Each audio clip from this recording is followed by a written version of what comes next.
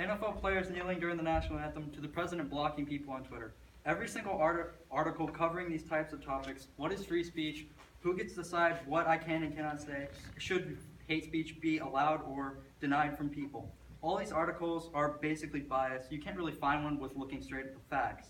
In 1984, we saw hate speech as rebellion and betrayal against the law. For example, when Winston wrote in his diary, "Down with Big Brother," that was against the party, which is hate speech, and it's against the law and punishable by death. We all know our First Amendment right, freedom of speech. It is not right lawfully and morally to deny someone of those unalienable rights. You cannot deny someone to speak their right of mind. You are not the decider of my brain and body. I think what I think, you think what you think. I control my words, and if you get offended by my freedom of hate speech, suck it and get out of my country where I'm illegally allowed to say what I want. You can go to some foreign land with some dictator and you can't even speak. Go to Saudi Arabia where women just got the right to drive a car 4 months ago. A survey from Cato Institute says that 58% of Americans feel they cannot express themselves. Well, and 73% of Republicans say they cannot express themselves. You know what percent of Americans say they can express themselves?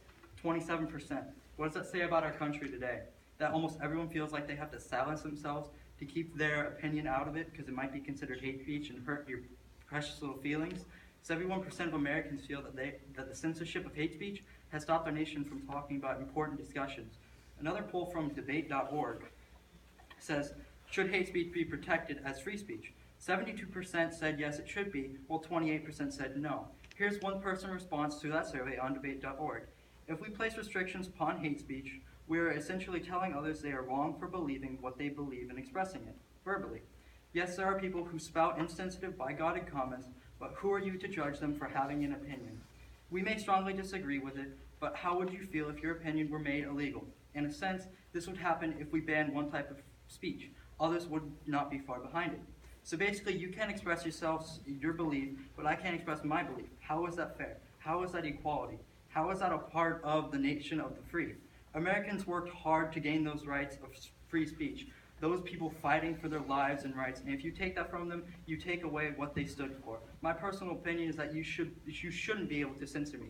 When growing up, you often take your parents' side of politics, and instead of making your own. Some people have bias against speech and won't listen to the facts and opinions of others, but people are stubborn and won't change their minds. For example, here's a person from the opposite side. So if you kill someone, that's okay because it's hate speech, and hate speech is free speech. No, that's a dumb argument, and you have to be mentally insane to kill someone.